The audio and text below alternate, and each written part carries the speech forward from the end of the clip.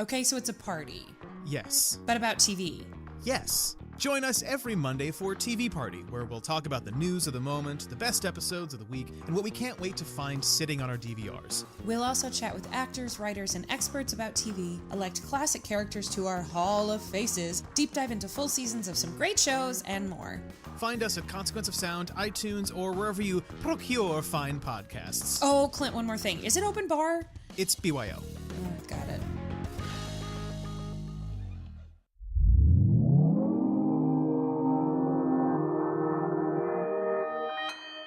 Consequence Podcast Network.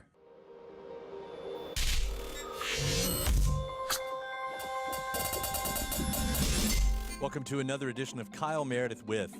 It's an audio interview series presented by WFPK Independent Louisville at WFPK.org, Consequence of Sound, and the Consequence Podcast Network.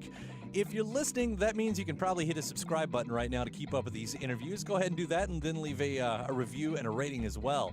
I'm Kyle Meredith. Today my guest is Wayne Kramer, legendary of the MC5. Wayne has a new book out called The Hard Stuff, Dope, Crime, the MC5, and My Life of Impossibilities.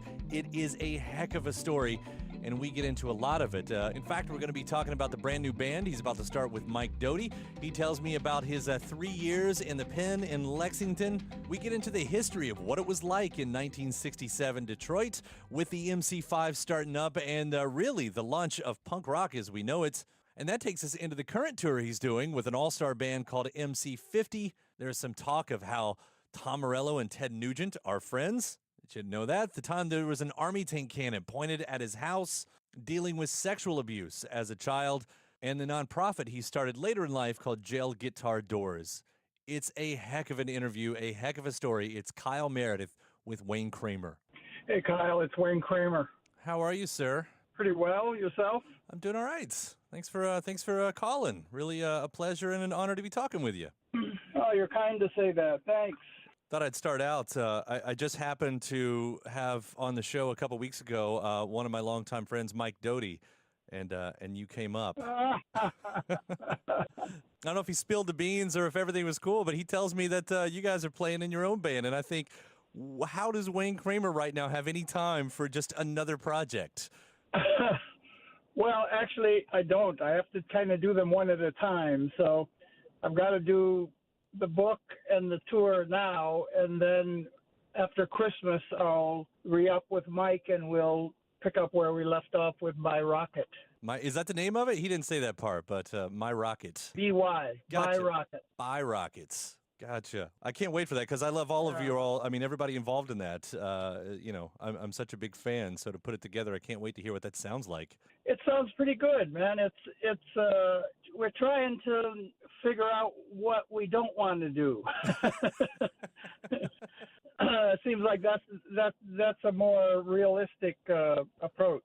We wrote a bunch of material, and it just seemed like every road we went down, that's not quite it. That's not quite it. That's not quite it. And then we were talking about influences, and I was describing how important James Brown is to me and to my whole kind of theoretical and philosophical approach to music. And he said, wait, well, let's think in those terms. And, it's guitar based, and it's Mike's, his and my twisted intellectual curiosity about the human condition. And okay, so how's that going to sound?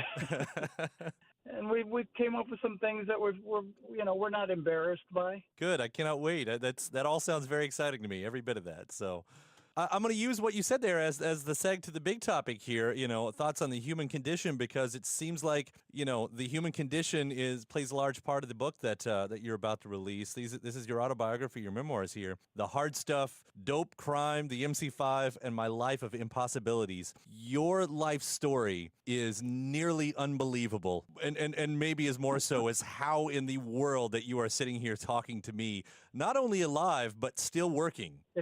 When I got the book was closing in on being done, and I was able to sit back and look at the breadth of it, you can accomplish a lot in 60, 70 years.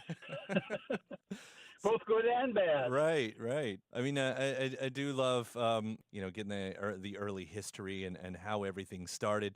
I wanted to kind of put in there, though, so I'm based here in Louisville, and we have Lexington, Kentucky right up the road, and I did not know that you had spent quite a bit of time there. That's my old Kentucky home.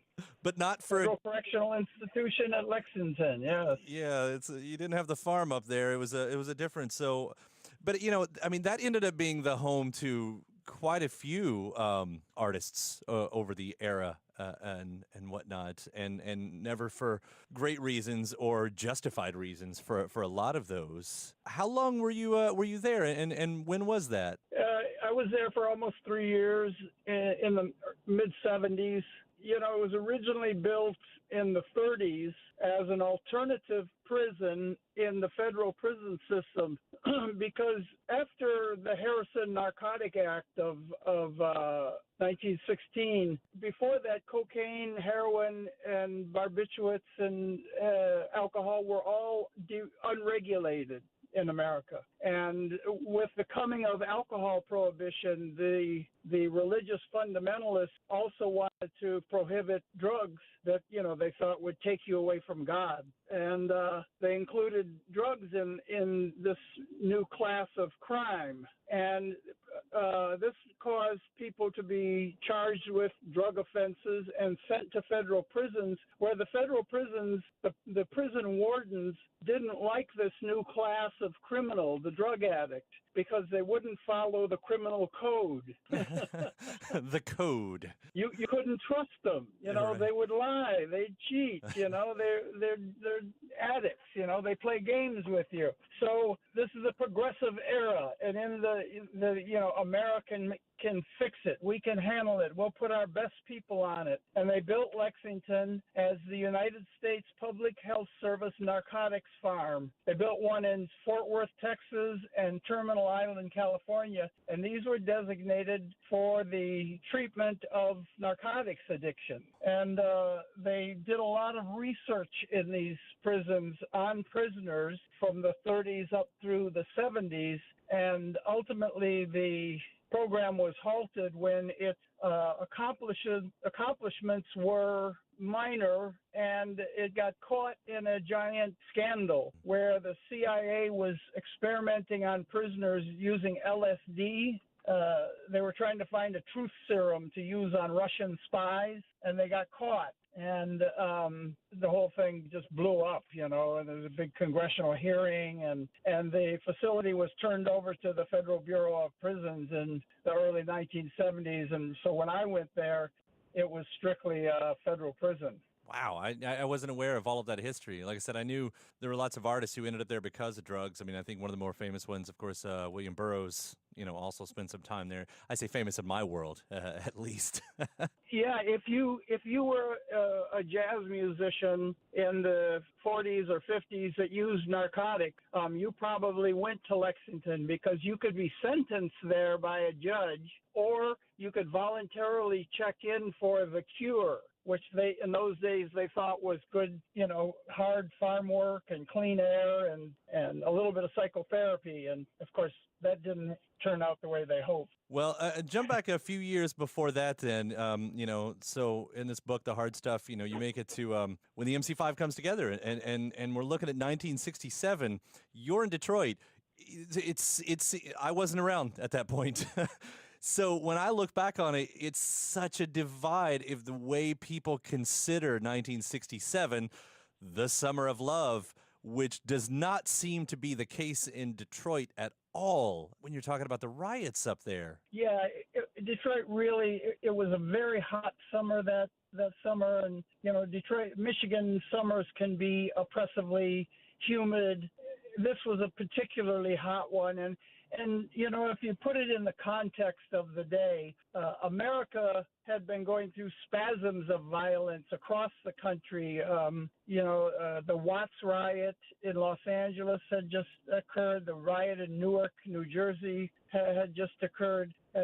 Black people had kind of reached the end of their rope with the promise of equal rights and equal justice, because that wasn't what they were experiencing. And Detroit was kind of like the bellwether for the whole country, because racism in Detroit ran across the entire spectrum of life in the Motor City, from the highest levels of political power. There was no black representation. To the auto industry, there was no black executives. To the unions, and down to the shop floor, African Americans were the last hired and first fired, and they always got the shittiest jobs on the shop floor. And so this kind of, endemic poverty and not being able to share in the boom times that Detroit was experiencing came as a double insult. And then to have the Detroit Police Department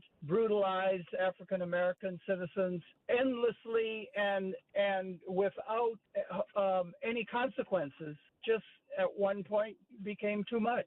And the city had been, a powder keg waiting to explode. And that Sunday morning, it did explode. Now, for you in a band like what the MC5 does eventually become, how quick did your observations, your sociological observations, did you find it infiltrating the music that you were making? Because you could have just been a fun-time garage band, and that's not the way it went. No, almost from the beginning, because the MC5 was, it was a band full of smarty pantses, And Rob Tyner was probably certifiably a genius. Fred Smith was wicked smart in a native, intuitive way. I mean, I'm fascinated by the world around me, and between the three of us, we spent thousands of hours analyzing the world around us and deconstructing it and rebuilding it in all the various fantasy ways that teenage boys can reinvent the world. And so when it came to be like, well, what are we going to write our songs about? What are we talking about? That was a lot of discussion, that we deal with things that were based in reality and were based in the world that we were living in, that weren't like, love songs. And there's plenty of people doing love songs. We don't need to add to the canon of great love songs. Maybe we could write a song about our teenage frustration. Mm-hmm. Maybe we could write songs about traveling to other planets. Maybe we could write songs about people in our neighborhood or things we had gone through, because we wanted it to have historical validity. We wanted the songs to last over time. If you write topical stuff, it fades away real quick. As soon as that trend ends, you're listening to the radio and you hear an 80s synthesizer, mm-hmm. You go, oh man, 80s synths, Right. So that's what we tried not to do. We tried to write songs that had a historical validity to them. Well, on the musical side, I mean, this was also what many would call, myself included, the birth of punk. What you were doing in Detroit, what Iggy was doing up there, and on and on. I mean, you take that content. Did you realize what you all were doing musically was different than what other rock bands were doing around the country? Yes, we did. In fact, we worked hard on it. You have to kind of take it in the context of the era that the original thought was championed. Like in those days, if a record plugger was bringing his new record into the record station and he said, man, I got this record. You're going to love this record, man. You have never heard sounds like this before in your life. Well, if you fast forward to today, if there was such a thing as a record plugger and he went into such a thing as a radio station, he'd have to say, and this record here, this sounds like everything you've heard over the course of your whole life. It's Megadeth and Britney Spears, it's everything. And it's Jay-Z and Weezer, Yeah. But it is amazing to listen back, at just the way you guys. I mean, those guitars took a pounding at a time where yes. People didn't really, the solos were great that folks were doing. They were discovering the fuzz box and everything else still, and working that in to those sessions. But I mean, it was like you guys you were, I don't know, it's the old Woody Guthrie thing, using your guitar as a weapon. That's what it still sounds like to this day. Well, I would credit a lot of that to Fred Smith. Fred Smith, in the early days of the band, we used to say that Fred was the rhythm guitar player and I was the lead guitar player. After a while, we dropped that distinction because Fred really took pride in his rhythm playing and refined it to a high art where nobody could really play, with that relentless driving rhythm that Fred could play at. And I learned by playing with him, that how to play a rhythm that wouldn't let you go, that would just grab you and just brutalize you over and over with that pattern, just drive that pattern. And then I think Fred learned, some things about solo playing from me. And then between us, like you said, the guitars took a beating. Between us, we achieved something that nobody else was doing in those days, which was having two guitar players who could play simultaneously rhythms and solos, that we could improvise spontaneously in both rhythm and solo mode and slide easily, effortlessly from one to the other.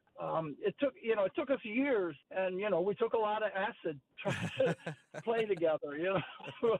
A lot of drunken nights and a lot of reefer smoking. But the bottom line is we put in the 10,000 hours it took to be able to perfect that technique. And it was such a unique band that never got the credits that you deserved during the heyday. It always, as you look back on the reviews, on the history books and everything else, it was like you were almost there. And then, of course, the ground, the rug came out from under you, or whatever phrase you want to use there. Which, and eventually it did turn around. I mean, was there a point where you noticed, hey, people are starting to figure this out again? The MC5 are finally starting to get the notoriety that it deserved. Was there a reason or a point when you noticed that started happening? Well, I first started, when the major labels started reissuing the albums in the late '80s, I thought, interesting. They must be able to sell some records, because they wouldn't come to me and ask me to write new liner notes or to approve a new mix or something. My perspective is a little skewed, because I always knew that the musicians appreciated the MC5, because that's my world. Those are my friends and my co-workers, and whether I was living in New York or playing in a prison band or living in Key West or Nashville, all the musicians I would meet, they would all give me props for the MC5. And so I always just figured, well, the people that matter the most, they know.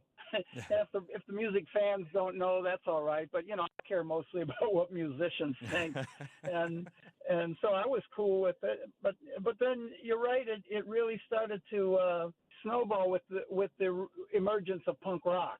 And by '94, when I moved to Los Angeles and signed with Brett Gurewitz and Epitaph Records, and started to see that there was this massive punk rock movement happening on the West Coast, and all these bands were into the MC5. They all knew all the records, they knew the songs, and it came as a really pleasant awakening for me to be able to work with all these players and kind of be welcomed with open arms.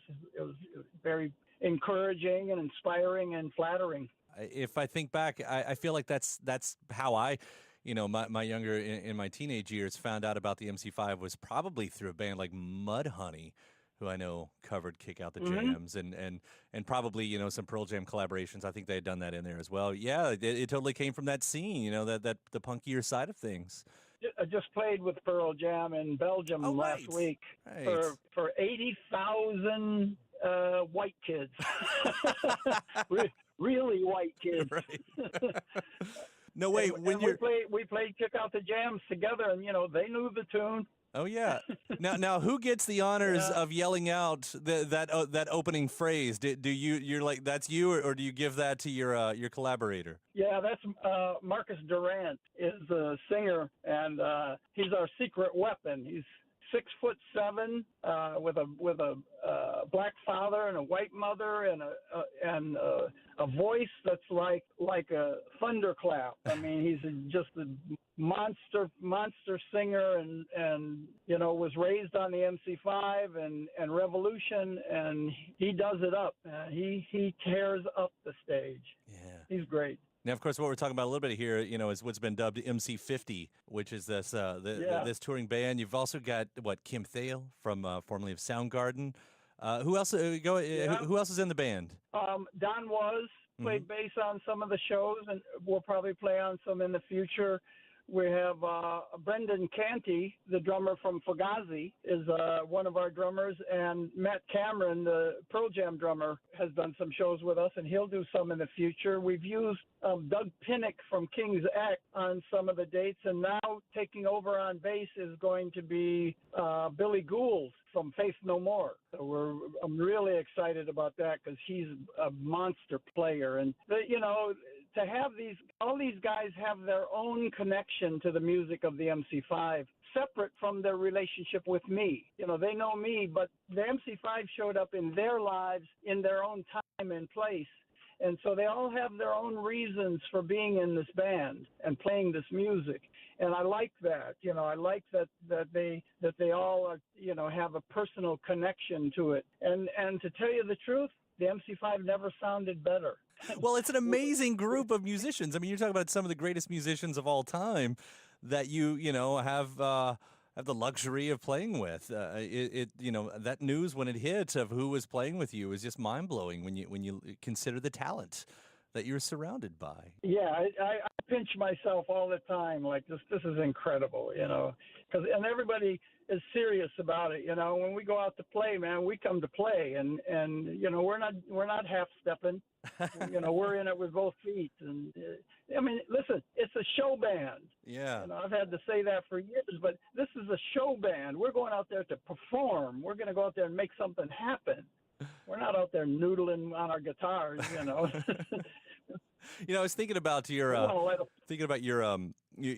group of friends, people that you can call your friends, and especially it's so funny when you're looking through your social media feed, like on Twitter or something, there's a picture of you and Tom Morello, and then probably just a few spaces down from that is you and Ted Nugent. And I thought, how different are those conversations? And Tom and Ted are friends. Are they? That's incredible. That's mind blowing to me. It's like when you found out that Johnny Ramone was such a conservative, and he and Ed Vedder were so close. It's like, how does that work?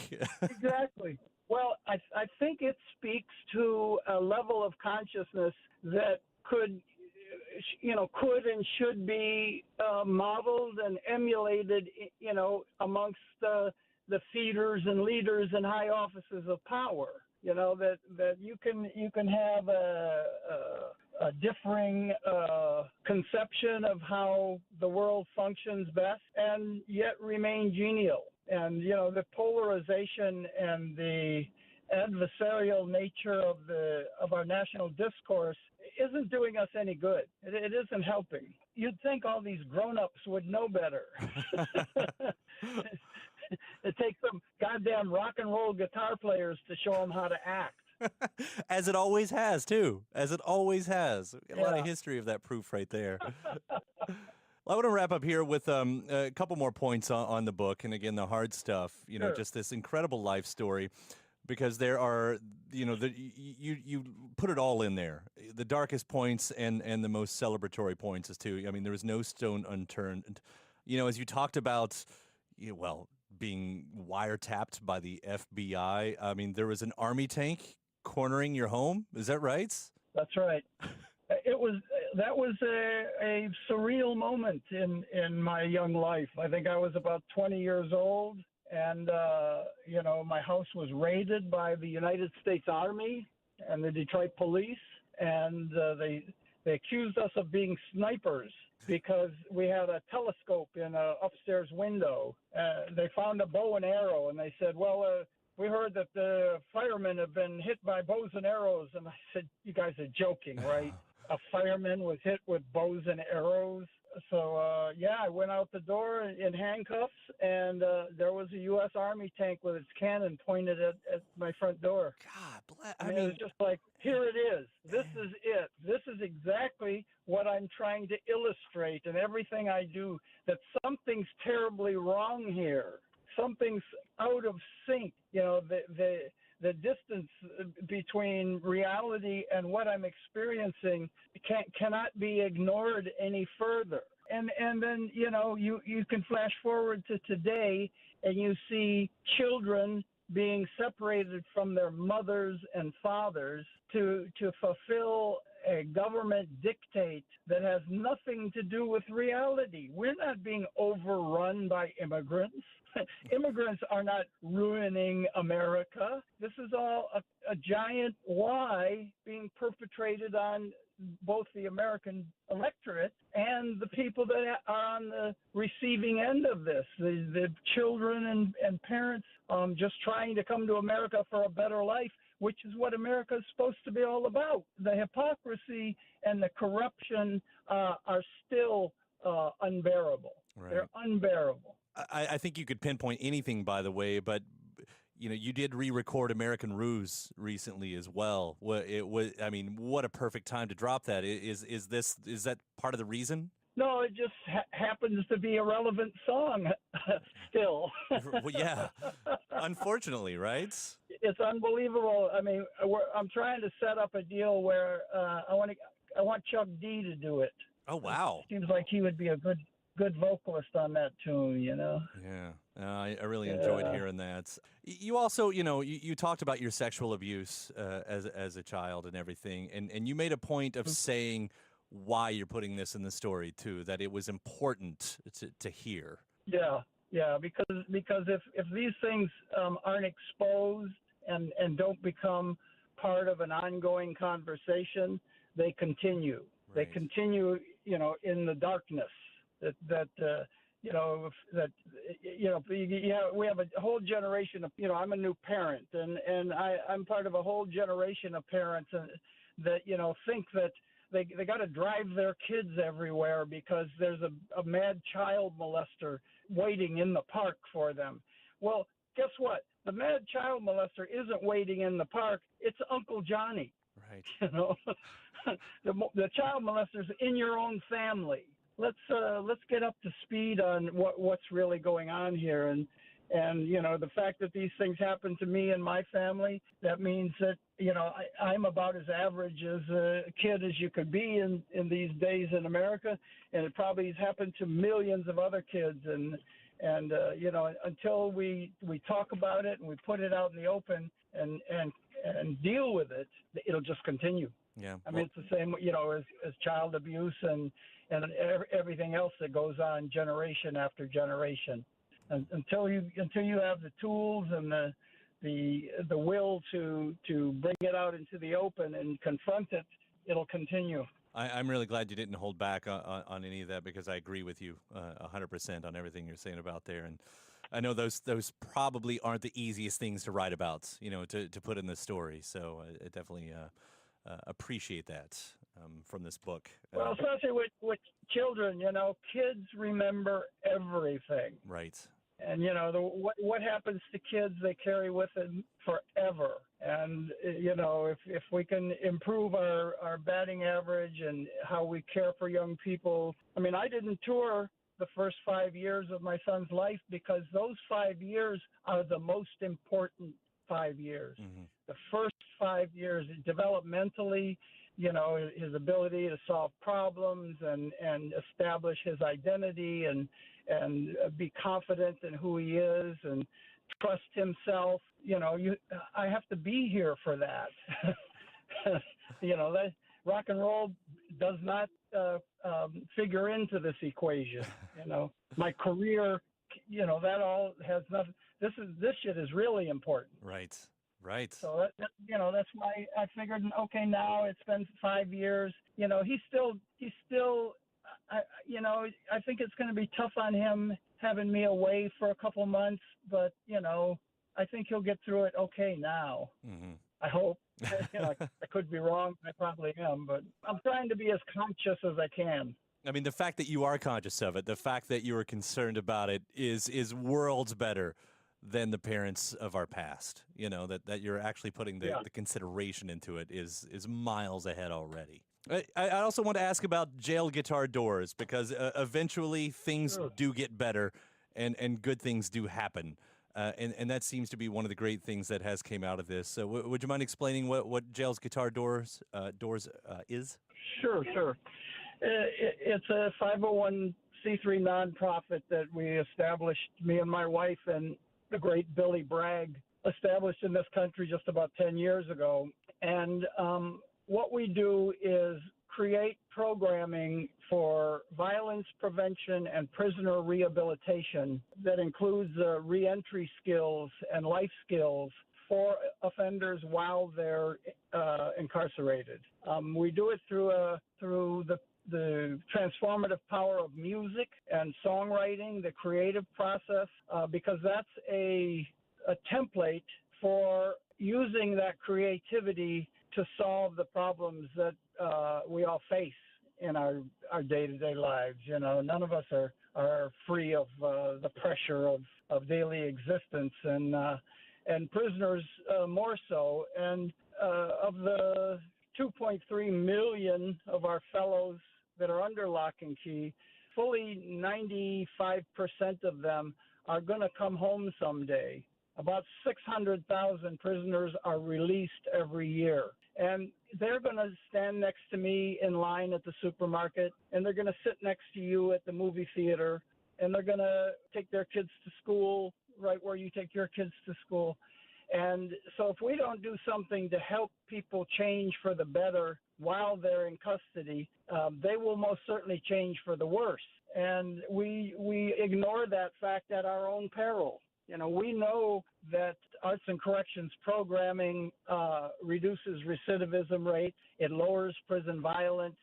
It allows people to begin to do the hard work necessary of positive change, you know, looking inward and saying, you know, where did this start? You know, what happened when I was a kid that made me as antisocial to end up into one of these penitentiaries? You know, what was done to me? You know, what did I do to how did I harm other people? How can I take responsibility for that? What can I do to prepare myself for a life in the free world? Because most people are coming out. So today our guitars are in 120 American prisons.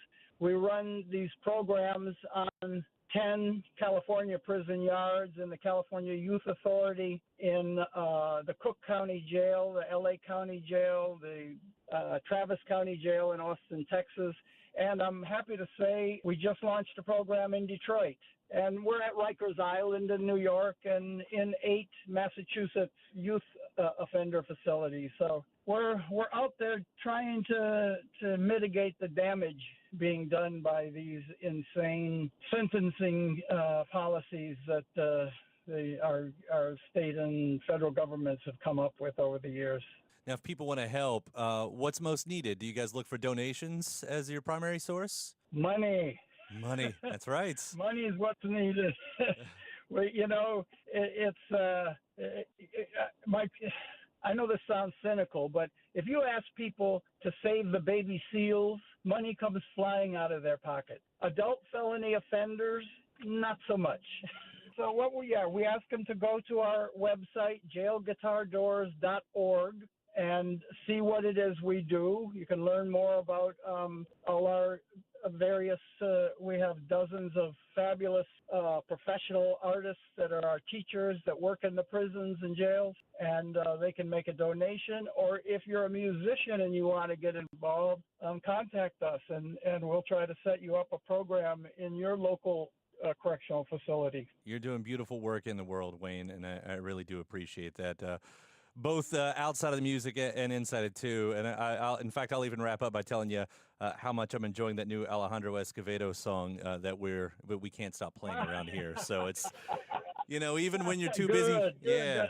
It's Sonica USA. It's a hell of a song, and you are imprinted all over it in all the best ways too. So, Thank you so much. Yeah, congratulations again on the book, The Hard Stuff, Dope Crime, the MC5, and My Life of Impossibilities. Congratulations on all this, and I cannot wait to hear the music that's still to come. Well, make sure you come back and say hello when we hit your town.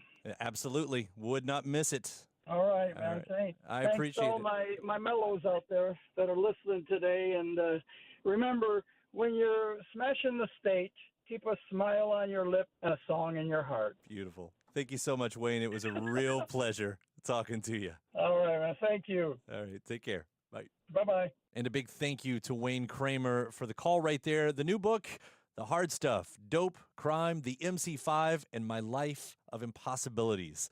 Hey, YouTubers, go ahead and hit that subscribe button to keep up with your favorite artists and interviews.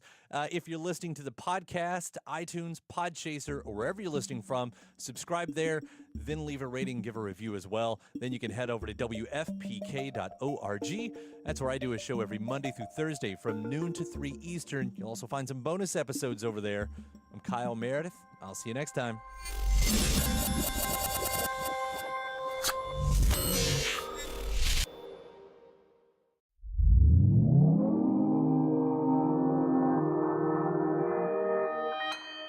Consequence Podcast Network.